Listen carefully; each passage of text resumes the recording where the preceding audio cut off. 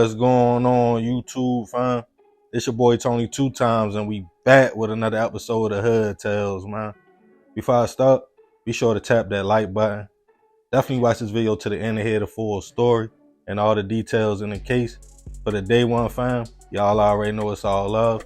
Thanks for tuning back into another episode. If you're new to the channel and you feeling the content, feel free to subscribe. Definitely hit that notification bell so you can be notified every time we drop a new video. Let's get right into the story. A son's love for his mother is unmatched. It's a bond that usually starts all the way from birth. Even if your father is in the picture, the love that most mothers get their sons is just different. As the baby boy turns into a young man, most of the time, that's when his male instincts kick in. Like, I gotta protect Mom Dukes at all costs because she is the one that birthed me, fed me, looked out for me when I was sick, and with some mothers, even allow their baby boys to cry and be emotional around them in a world that frowns upon that, and it's not cool for a young man to show that. Once that man leaves the nest, it's suggested he should find him a woman, have a family, and do his own thing. Maybe stop by a few times a week to check on mom and pops, or make a few calls to see if all is well. But if a mother tells her son she is in trouble and needs his help, most won't even ask any questions.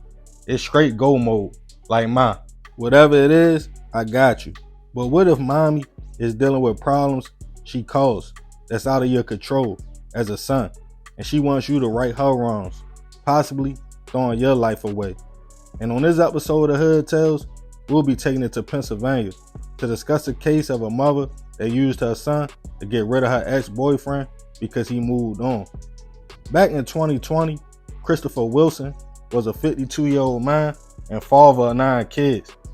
Chris worked hard at his job at a recycling company in Middletown Township, about an hour and 45 minutes from Philly. Being a single, older gentleman that was always working, Chris really didn't have much time to date. But 2 years prior, he met a woman he was feeling, Joyce Rodriquez. The couple had been kicking it and really connecting. Joyce in 2020 was 55, a few years older than Chris, and seemed to be in love with the man. But it was a big problem. Joyce was a married woman.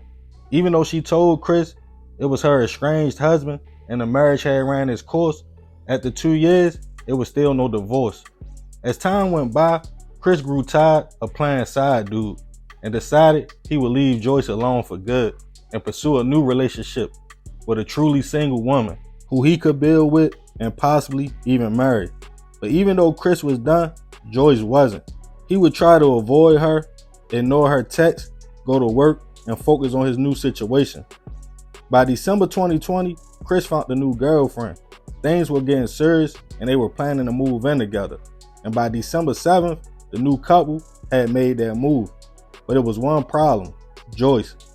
She knew where Chris worked, his phone number, and once she realized he was really trying to shake her, she got super angry, calling Chris all times of the night while he was home, texting him, even allegedly calling 14 times back to back.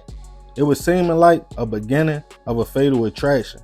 On December 8th, frustrated, Joyce contacted one of her son's friends and asked about getting a gun.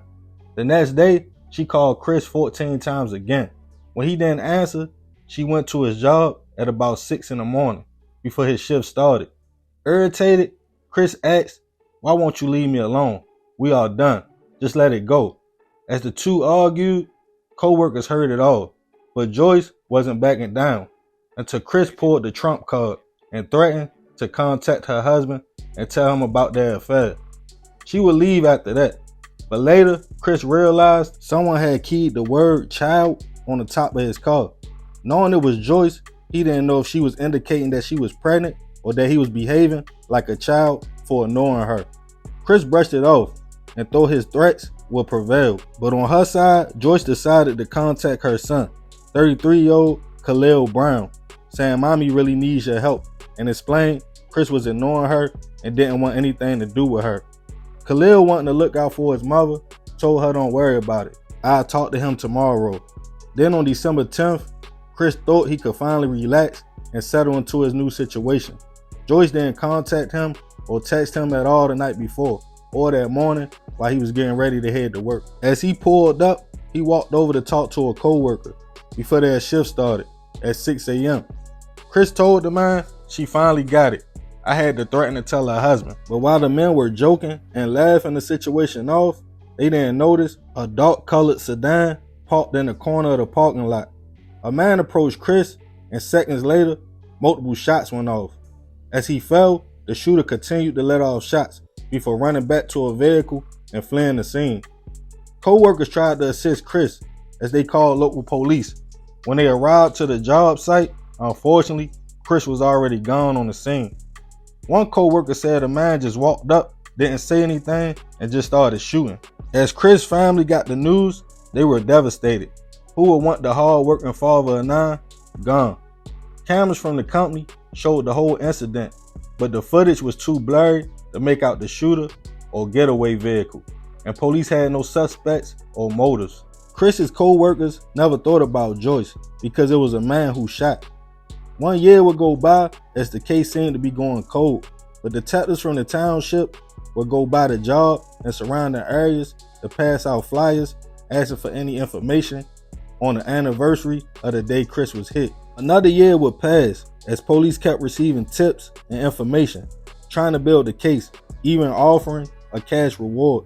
Then they received a hit that before Chris lost his life, he was having problems with an ex-girlfriend, and she was pretty much stalking him. As detectives closed in on Joyce for questioning, they would be able to link cell phone records that showed she was in the area, parked almost an hour before the shooting, and that her son Kahlill was with her that day, and matched the description of the man who hopped out and shot Chris. Both mother and son was taken into custody almost 2 years after the incident, charged with first-degree hit, criminal conspiracy, reckless endangerment for shooting at a job site, and weapon violations. As the case started making its way to trial, Joyce decided to take a deal and testify against her son. As she took the stand, she stated she brought Kahlill to the job to talk to Chris, but after he shot him and they drove off, she fussed him out and asked, "What did you do? I thought you was just gonna chop it up with him." As she stated, Kahlill told her he changed his mind and didn't feel like talking no more. As 5 of Chris's daughters gave impact statements about their father, stating he didn't deserve that, he was a loving man, hard worker, and devoted father, and their lives were shattered, the judge agreed and sentenced Joyce to 20 to 40 years for third-degree hit, stating even though she didn't pull the trigger, she put the wheels in motion. After her testimony, about a few months after his mother, Kahlill was found guilty of first-degree hit and sentenced to life in prison for being the trigger man. Rest in peace to Christopher. I send my deepest prayers and condolences to his family. This situation is crazy because you would only think younger people would deal with this kind of drama on this level. Joyce was almost 60. At that point in life, you're supposed to be cooling, relaxing, stress-free. It seemed her ego wouldn't let Chris go. We always talk about men that take the lives of females for moving on, but some women can be, if not more, just as treacherous with a broken heart. The thing is, she was married. Not saying Chris was right for engaging with a married woman, but she probably kept telling him it was about to end, stringing him along. Then you bring your son in the mix. As a mother, you know personally what type time your son is on. I feel she got him so she wouldn't have to do it herself, sending Kahlill to prison for life, and herself, because 20 to 40 years at 56 is almost a life sentence, all because of her relationship drama. So remember, we gotta succeed not to fail, so we won't be just another hood tale. Man, crazy story. Rest in peace to Christopher. I send my prayers to his family. Y'all let me know what y'all think about this situation in the comments. Definitely be respectful. I appreciate you if you made it to the end. Y'all already know it's all love, fam. It's another episode of Hood Tales. It's your boy Tony 2 times. I'm out.